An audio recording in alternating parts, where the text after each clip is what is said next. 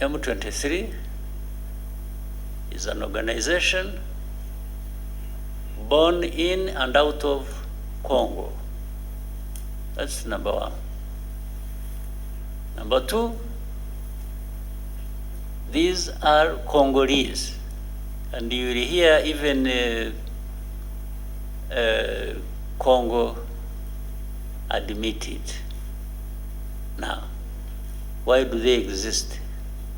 Why are they fighting? Why do they have arms? It's another question. It is also a simple question. They exist because they have been denied their rights as citizens of that country. They are called Tutsis of Rwanda. Fine. But then you need to be educated also a little bit about history. We have Rwandan communities in Congo who are Congolese, and by the way, these are not just Tutsis. It is the same social structure of a country that is also there in Congo. Like, in fact, we have other neighboring countries where they are, but they are citizens of those countries. We have 100,000 people originating from this community, 100,000 who have been living here in Rwanda in refugee camps for the last 2 decades. Why? Because they are being uprooted from their ancestral homes, persecuted, and sent across. In fact, there are more in Uganda. There are 300, there's 100,000 here, there are hundreds of thousands there in Uganda, more numbers. So, M23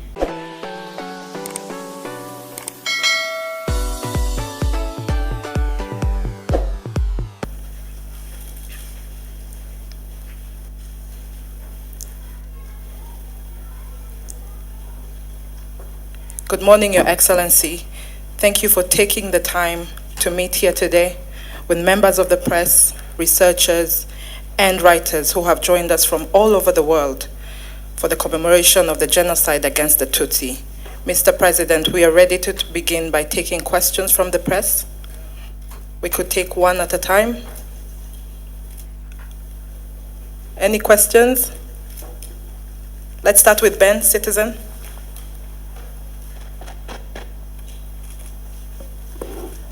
Murakoze Chane, Your Excellency. My name is Ben Kuri from Citizen TV, Kenya. And I have 2 questions for you. The first one is, to what extent is the international community culpable for its lack of intervention during Rwanda's darkest hour, especially given the catastrophic failure to prevent the 1994 genocide against the Tutsi? My second question is, given that some perpetrators of the horrific acts during the genocide against the Tutsi remain unpunished, can victims and survivors maintain hope for achieving justice? That's it. Murakoze. Well, the 2 questions really which speak directly to the problems we had in '94, but of course which have a history that go back decades. Still, I'll confine myself to these questions because both of them have been answered in many ways in the past, many times. And for Rwanda, we've I think, made progress and left some of the underlying issues to these questions were behind us.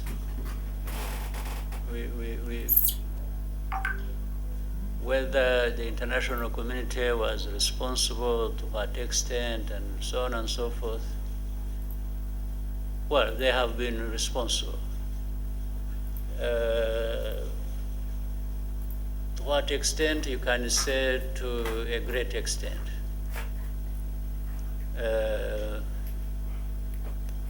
But that's it. For us, we learned our lessons of how to manage ourselves and our affairs and stop being a part of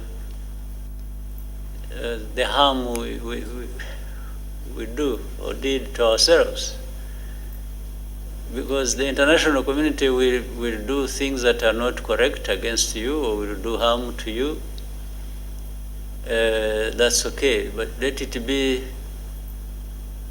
their own choice without having to be enticed by your own mistakes. So we tend to look more on our side. What is it that put us in this kind of situation in the first place, where the international community may have added to the problem, or they were part of the origin of the problem. But if we did things, if we were right ourselves and didn't give grounds to this international community, maybe they wouldn't be blamed or pointed or having our fingers pointed to them. So, and for the people who are all over the place who committed or who took part in the genocide, they are there. We have interacted with those people that hosted them. We have done it for many years. Some efforts have succeeded, most of them have not. But those people and whatever is happening should not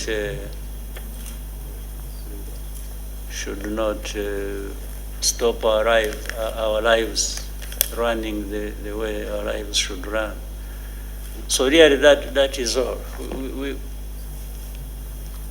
This mainly comes up when questions like you have raised come up from other people, but they don't occupy us on a daily basis thinking about them. Yeah. Thank you. Kigali Today. Thank you very much, Your Excellency. My name is Edmund Kajira. I work for Kigali Today. Mr. President, what is your message to the people who continue to be vague and ambiguous about who the victims were in Rwanda? A good example is a message by Secretary Blinken. He talks about remembering Hutus, Twas, and all those three tribes. And in your discussion with President Clinton, did you touch this issue, considering that the US is among the countries who can't name it properly? Thank you, Mr. President. Well, we had broad discussions with former President Bill Clinton and his delegation. The delegation, United States sent a delegation here to be with us on this 30th Kuyifasha, and they decided to designate Honorable Bill Clinton to lead the delegation. So we had broad discussions over our bilateral relations and the status of that. That one was an element and of discussion, but among many other more important things. For me, that concern was answered long ago by making our position clear. Not so long ago, maybe 2015 or something, or 14.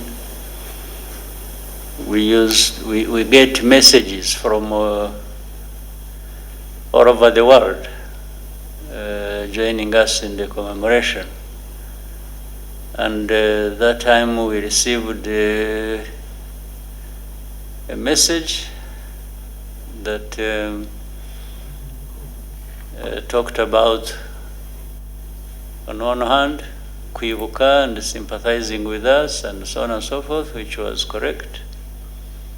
And then another part was all kinds of things about democracy, human rights, freedoms, everything that we are thought not to have at all in our country. So our country actually wrote a letter back to the US. I'm the one who authored that. And what I asked them, what I told them is twofold. One, I told them that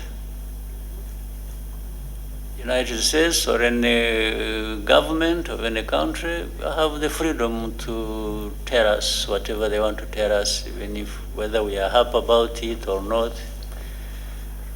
That's no problem. And we're always going to absorb whatever is brought our way.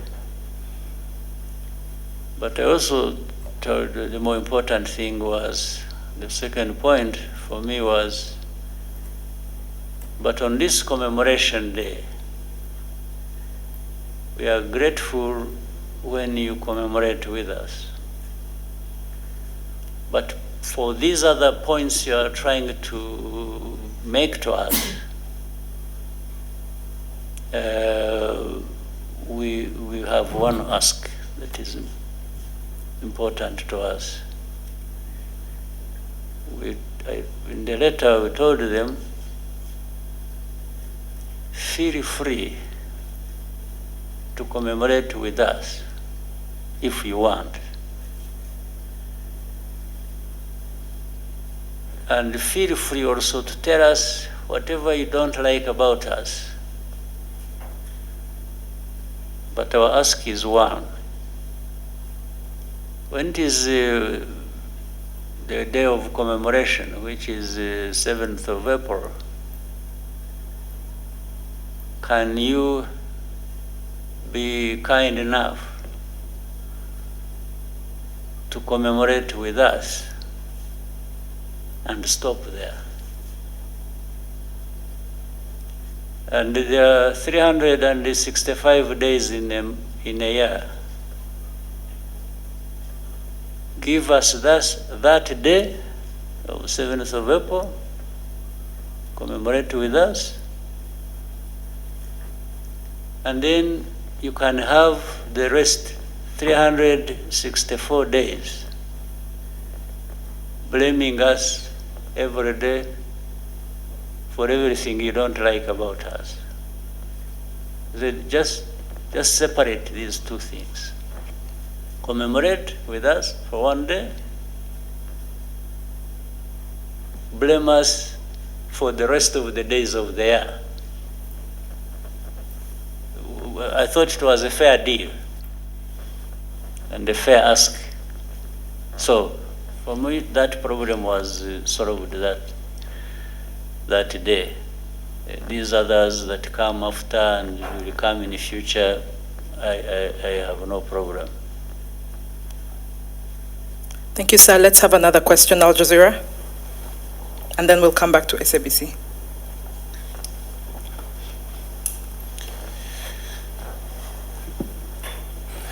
Good morning, Your Excellency. My name is Laith from Al Jazeera. Earlier in interview, Your Excellency described some politics in the region be primitive, based on ethnics. I'm in Rwanda only since a few weeks, and I noticed that the level of the stability in the country. And so my question is, how does Rwanda manage political strategy with the neighboring to maintain the achievement since 1994? Thank you. Thank you. We do what we can, what is possible, and we don't do it alone. We try and do it with those countries, neighboring countries and beyond. But there are priorities. Those are the ones we stick to. First is to address our internal issues that either relate to our history or even to our geography, and do the best we can, humanly can, to create a stable country, to have our citizens get the best they can give themselves, or working together we can offer each other, and security, it's socio-economic development, it's always adding to bringing the country back together in the form of unifying the people, even in their differences, still look at each other as belonging to the same country towards which we can contribute the best we can individually and then collectively. That's the foundation. Of course, there is no country that is going to be an island. None. No country in the world decide to say, I will be on my own, I live alone, the rest can go hang. So we try to find common interest and understanding between us, and beginning with the neighbors and beyond, well beyond. That we try as well.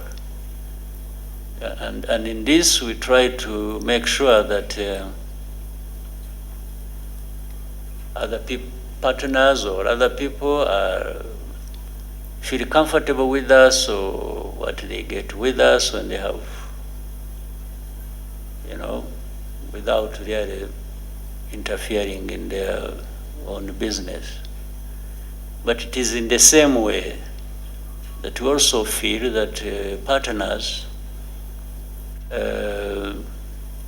should be doing with us what is in line with the interests, policy, understanding of who we want to be, how we want to get there, and so on and so forth. There is ownership of what we want to do, much as we work with others. And so we try that as much as possible. But of course, in the end, there will be problems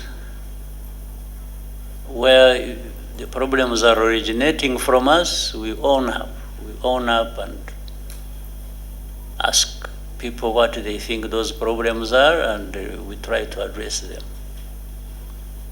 When the problems are coming from those others we have to relate with, we also very clearly let them know what we think those problems are that we are being affected by, and if they can change, then it improves our relationship.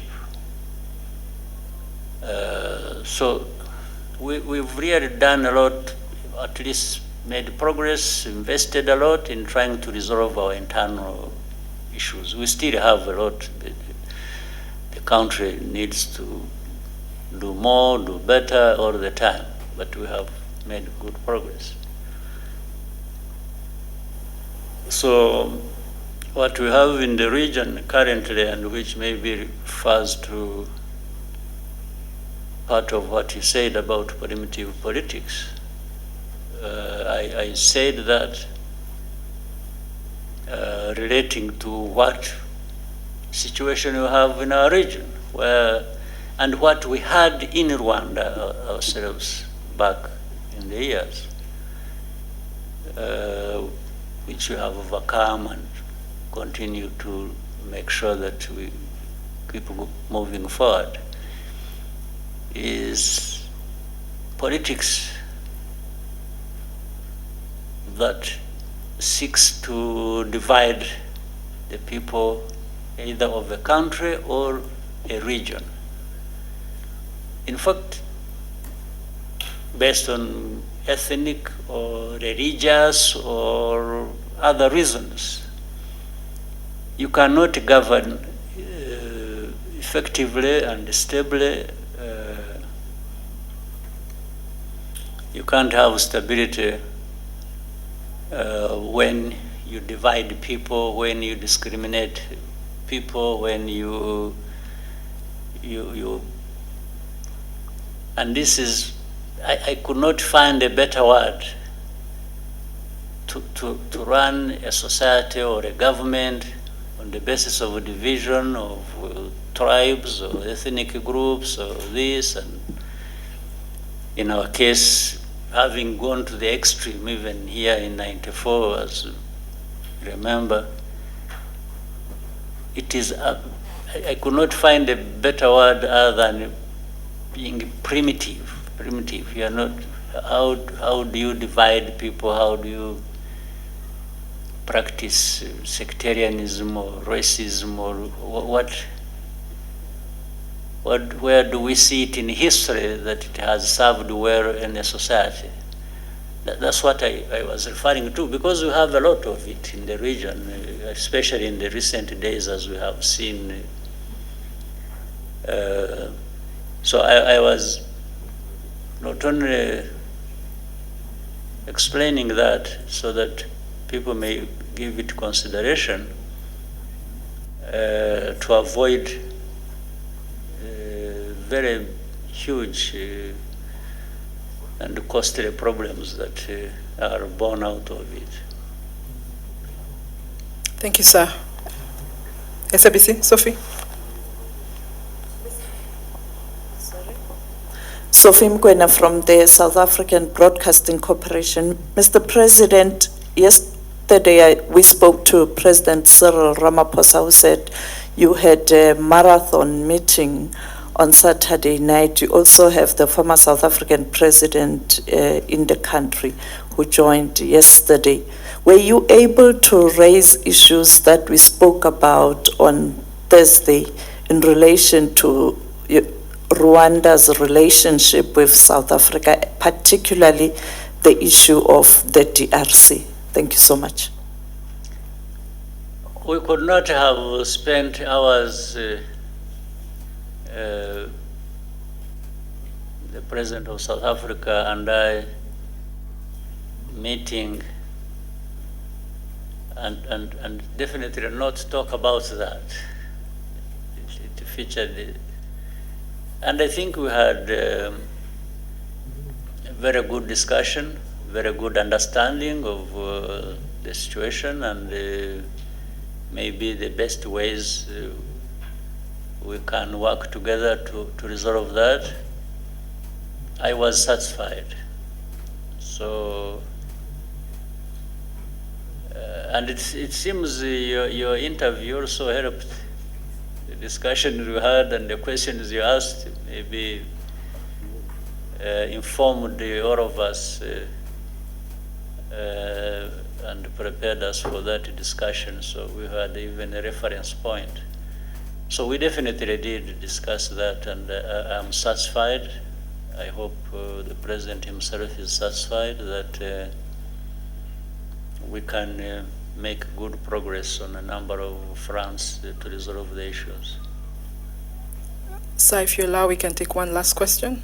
No, but I see many people here wanting to. Okay. We can take Kagabo and then come to... No, but don't concentrate on people here. There are people from outside who are here. You are being sectarian. Let's take Asahi and then... Only. Let's take Asahi and then we'll take Margot. And then we can take from this side. Okay, thank you, President. My name is Susumi Maizumi, working for Japanese newspaper Asahi. So, with regard to the presence of Asian country, including Japan, maybe especially Japan, so what kind of relationship would you like to build in the future with Asian countries? We actually have a very good relationship with the Asian countries, and a relationship that is very productive. It is very meaningful to our development as a country, and I hope meaningful to those countries as well from our side. So we do. And the good thing is, it's actually it's a healthier relationship with those Asian countries. They don't come with, well, some of them have started learning to do that, but largely it's respectful, it's very beneficial. They don't come with all kinds of demands that we must address like we have in some other types of relationships. So it's there, we want it to grow, and it's healthy. Thank you, sir. We can take Margot and then somewhere in the back, and here, we'll come to you. Good morning, Your Excellency, and thank you. I'm Margot Solinas from the French media ITEM, and I had two questions for you about, first, the French presidency leaked last Thursday a piece of the speech of Emmanuel Macron that he was supposed to pronounce yesterday, but the video that was actually released elsewhere and the speech didn't match with what was announced. Plus, Emmanuel Macron was supposed to come and finally he cancelled. I wanted to know if whether there has been a problem because of the French position doesn't sound like really clear at the moment. And my second question is about the fact that Rwandese soldiers have been sent to Mozambique in 2021 in the aim to help and strengthen Mozambican and Rwandan relationship. But how did it also strengthen the relationship between Rwanda and France at the moment? Right. As far as concerned, our relationship between Rwanda and France is good, and has been good in the recent days.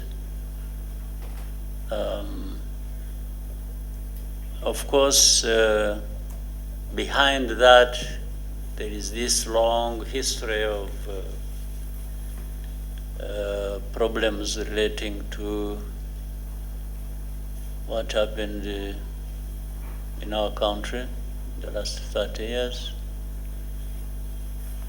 So my feeling up to now is we've made progress. But there are still people maybe in the political and other structures of France that are held back by what happened in history. They are still living politically in the past. We can only be making progress on the basis of people who want to look forward and we move forward together. So I don't know the proportions with this, with that, I don't know. But to make the judgment, I think the people of France are reasonable people and we can work together sometimes the politicians are the ones that are at issue. So I heard about that, the contradictions in the settlements, or this, or watering down this, but that's all about it. I heard that happened, but I really, for me, I'm focused on the good things that can happen if we relate well and make progress. These small issues, I think, will be there, even if you are talking about the head of state having done this and that. But still, that's not for me to dwell on and talk about. Maybe when you get an opportunity and speak to him when you get back, you may ask him. He may give you a better answer than I am capable of giving you. But for us, we are still on the side of wanting to continue making progress, irrespective of the bad history we have had. For Mozambique, we got involved in Mozambique with the understanding and invitation of our brothers and sisters in Mozambique, and we've been there doing what we can and working with the Mozambicans to rein in the insecurity that was there for a couple of years. And I think good progress has been made also. How the French come into this, as you asked, maybe is related to what you might be having in mind, because they have investments there, like other countries have. In fact, there are many countries that have these investments, heavy investments in Mozambique. Either these countries working together and through their companies or different ways, where it is France, it is the United States, it is India, it is Japan, it's Korea, it's there are many who are there working there. So naturally, the investments have to be made in a stable environment. And since we are there contributing to the stability of the area where these countries are making investment, we have discussions, we talk to each other. In our contribution and their investments there, we have good discussions and understanding of how we can continue to stabilize that area. That's the main thing they can say, France linking through Mozambique. Thank you, sir. We take 3 more questions. Yeah, keep going. Okay, we'll go with Francois and then David and then come to AP.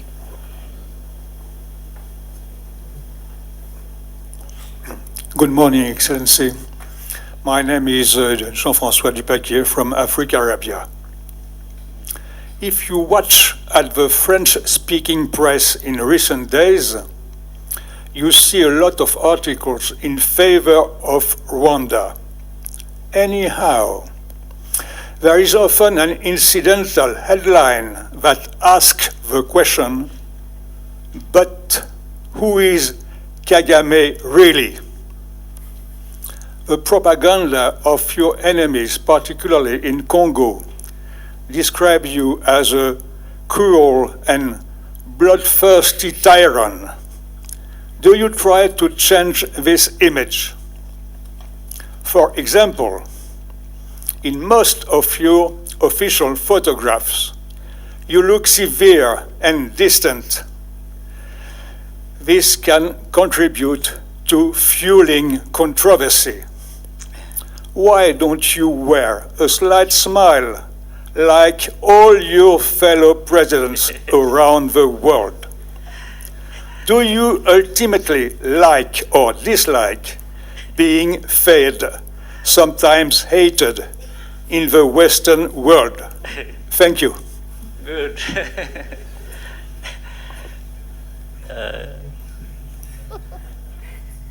I think you have summarized well the questions that have been there but not asked directly. But for the smile, I think I have to borrow either some talent or actually directly the smile from some people. But the fact that it is the smile is lacking on me is not my making. Maybe it happens accidentally. But very interesting way of putting your question.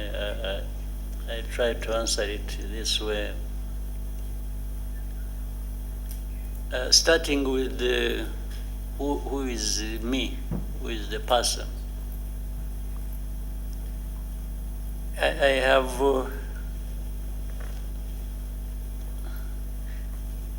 me is the person you see. I'm not hiding anything. What you see in me is what I am. If you are just going by the looks or by whatever, or what I do more, I think is what may describe me than my physical looks.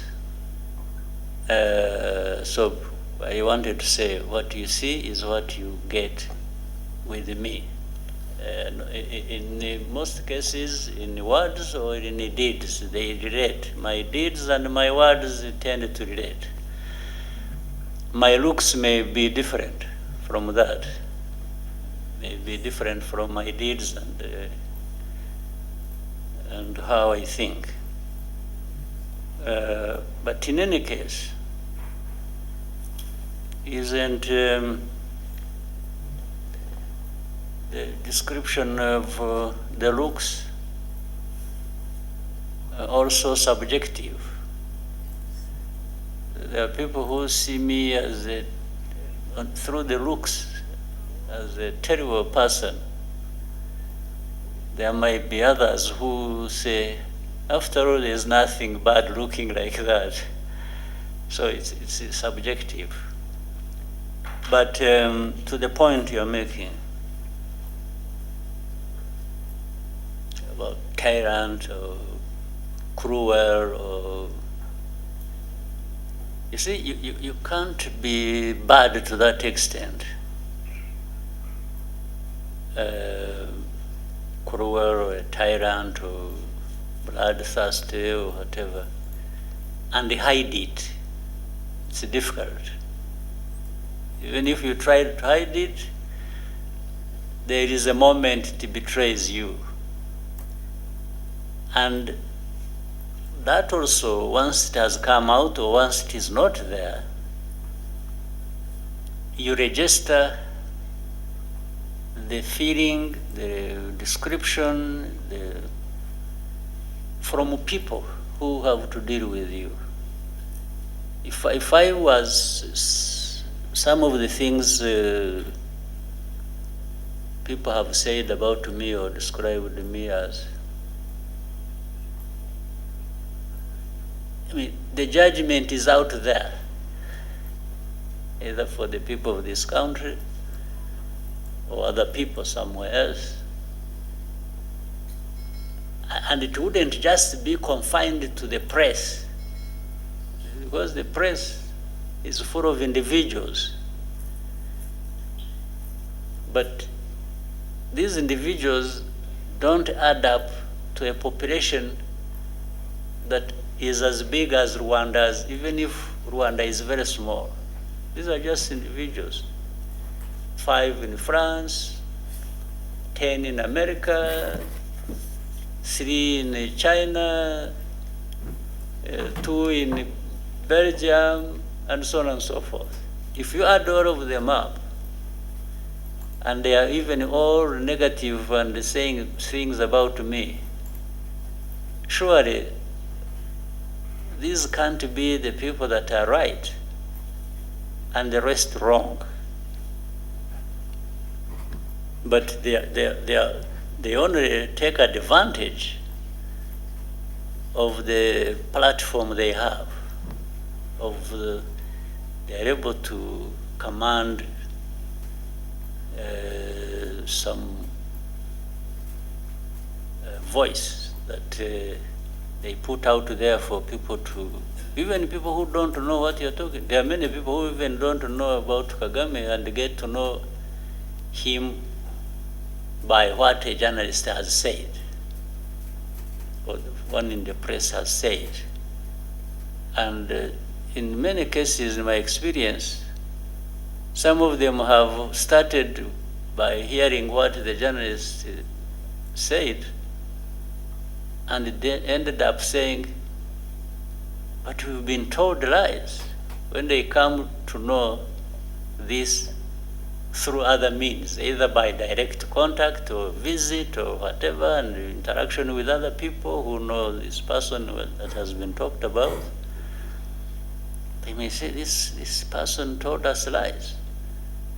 And consistently, over many years, has been telling us lies. What we saw, what we heard, whether it is this city, whether it is the person, whether it is this, they say, no, but what we are being told is completely different from what we have seen or experienced. So, and of course, there is a particularity with the Western press. The Western press, you will find out there are things that were said about this country 30 years ago, 25 years ago, that are being repeated now, which means, according to them, nothing has changed. They talk about Rwanda, very poor population. We are poor. We are not where the developed countries are, for sure. But this poverty, the way it was in 1995, in 2000, is not the way it is in 2024. But somebody will keep writing in the press, like what we have today is the same thing as we had 25 years ago, and keep just rubbing it in. You know, even the Kagame and his looks and so on, I've been trying, in recent days, I've been trying with a smile. Maybe it's not a good smile, but I've been trying. So the Kagame you saw in 95, in 94, 2000, anyway, there was no smile. There was nothing to smile about. So I didn't smile. But now with some progress, I can afford some smile once in a while. So if somebody thinks, like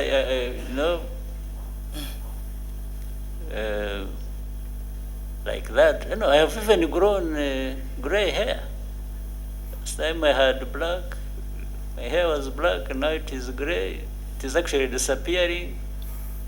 I may be bald, but so if you think the Kagame you saw 20 years ago is the same now, no, it is a misrepresentation. But even then, that time, I looked different, and the press may not have liked the way I look,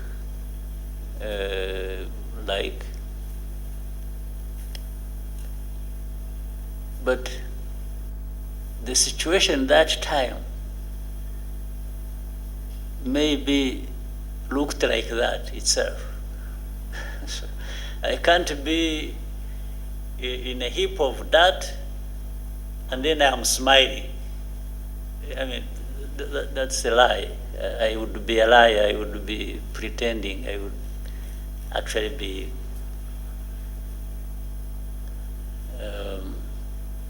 having some problems with me, to pretend that everything is okay around me when everything is bad.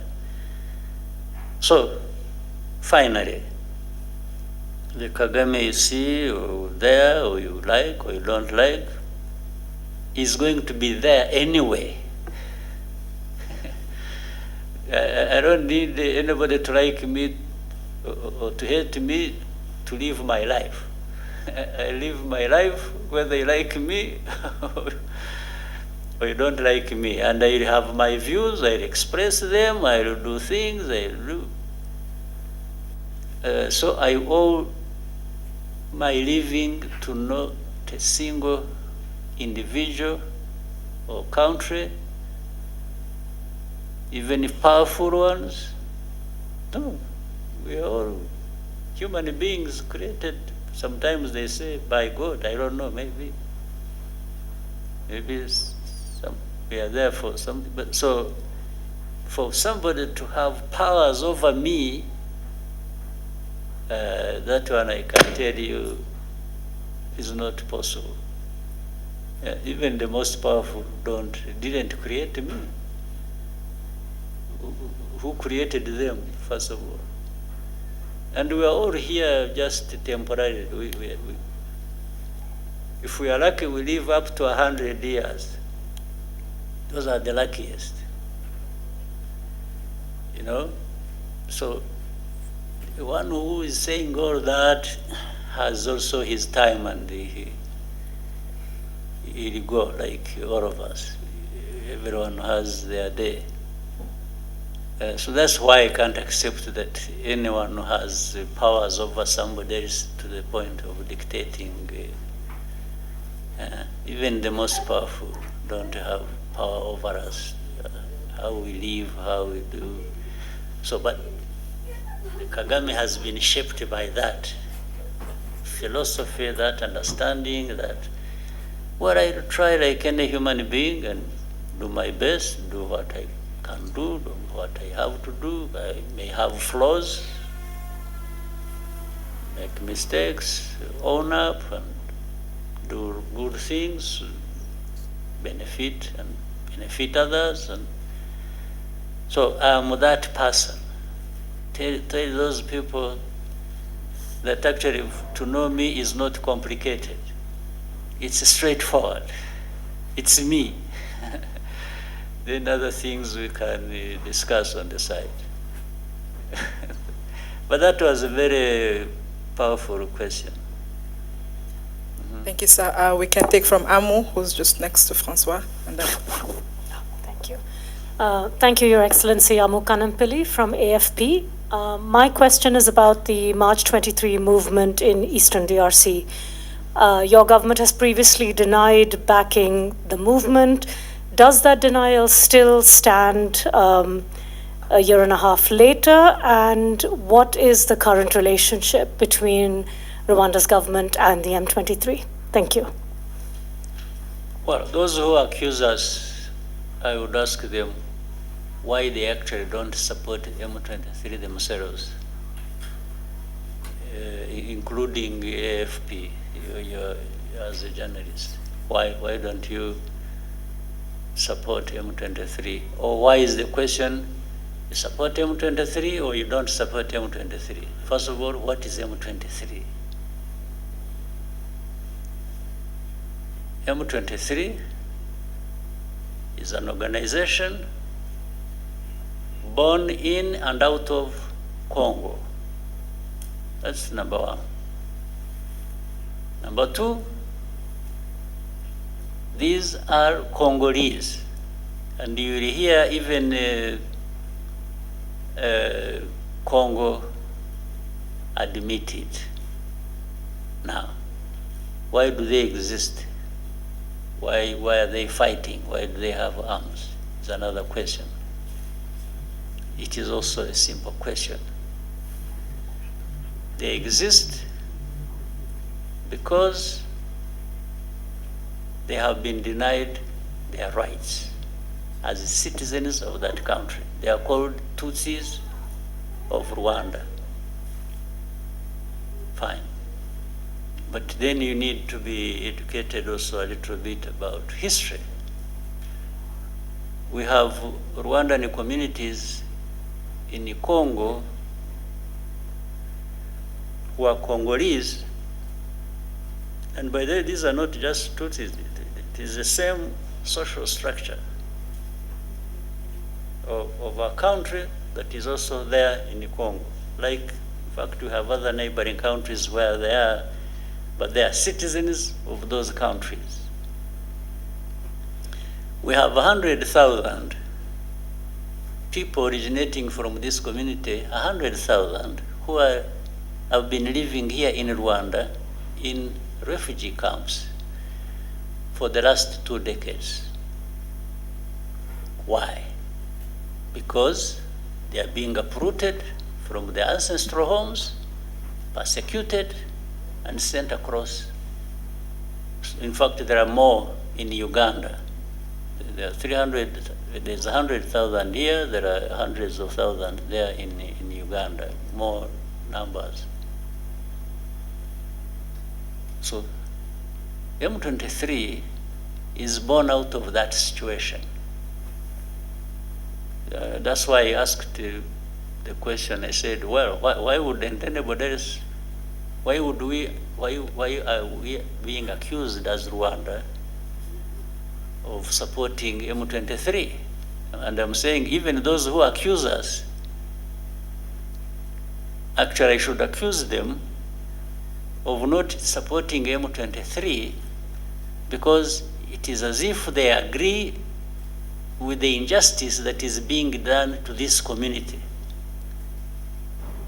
Otherwise, if you didn't agree with that injustice, you would be actually raising questions. Why these people of M23 being treated like this? Why are we having 100,000 refugees here in Rwanda? That's where you would start from. Not start from asking Rwanda, are you supporting M23 or not? Are you still denying it? Because you are asking the wrong question. The issue is not whether anybody supports M23 or not. The issue is, what is actually the problem of M23? That's the question you should have asked, in fact. What is the problem? What is this thing called M23? Are they human beings? Are they this? Are they Rwandans? Are they Congolese? Are they that? Why? Why do they exist? Why do they even have arms and are fighting in their own country? This is the right question that I should be asked. So whether Rwanda supports or associated in any way is actually immaterial. It is relevant to the question. Or even you, if you want to educate yourself or educate the public, the question should have been simple. Ask me, by the way, what do you understand the M23 to be? What is it? That's a fair question.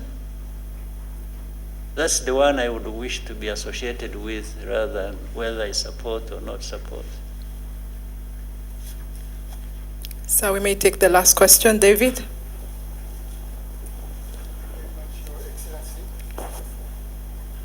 Thank you very much, Your Excellency. Dupac talked about the image. I've been traveling through the continent, and the majority of the youth, I think, don't want you to remain the way you are. Because Rwanda means for them hope, but more than that, a new school of political thought, a new school of doing things, a new school of making politics and transforming our society for the best, for peace, stability, and economical progress. For the past 30 years, you have succeeded to build a modern state, offering to Rwandese people a safe space to build their own lives and achieve their personal dreams. How do you see Rwanda for the 30 others coming years? Well, we keep making progress and be where others are that they have even taken for granted. And when you see developed countries Why can't Rwanda or Africa develop to that extent or beyond? What is lacking? So, but what you have to deal with is the right politics in place, management of society and enabling society to do what they need or have to do to take them to a much higher level in terms of development than where they are. So really that is the aspiration for all of us, even as leaders, and I'm sure individual Rwandans, everyone wants to see development. They want to see us, because we are human beings. Human beings, we can't have this allow this disparity, and some have been designated to remain backward, poor, undeveloped, and yet we are sitting on immense resources that actually other people who are developed are coming to help themselves with and taking away. And for us, we are there watching and not doing anything about it. So the Rwanda of the next 30 years should be maybe 3, 4, 5 times better than what you see now. 30 years from our graves to being here, I think another 30 years. We are not coming from the graves. This time we are coming from some level of progress that we have made. Thank you, sir. We may conclude here. Right. We'd like to thank you for your time with us and wish you a good day. Unfortunately, I couldn't take all the questions, but I'm happy to meet you another time. Thank you, sir. Thank you. Have a good day.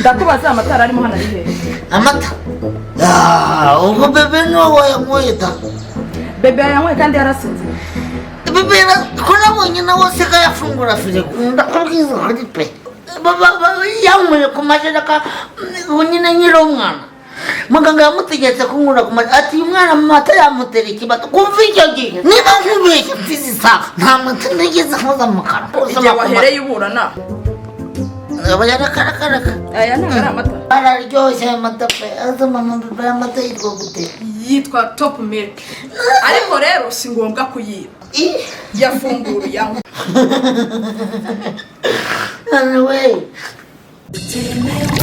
top milk ni amata y'inka yuje ubuziranenge akaba abereye abakuru n'abatoya aboneka muri supermarket no muri butike zose mu gihugu.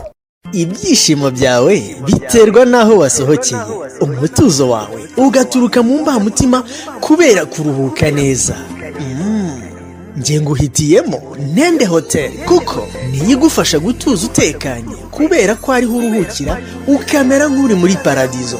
Nende Hotel tugufitiye ibyumba byiza bifite igikoni cyihariye, uruganiriro uba umeze nk'uwibereye iwawe. Resitora yacu nigaruka wiyongeze. Ngwino ubona ibanga ryacu rihuruza amahanga, inkoko ifirobwa ako kanya, igiti, coffee shop, ibyumba by'inama, aho gukorera ubukwe. Tunagukorera kandi outside catering. Nta mayobera hari kuko ni muri Gatsibo, Rugarama, ni ku muhanda neza neza. Wanaduhamagara kuri 078 75 19 7 0 cyangwa ukatwandikira ugakoresha reservation.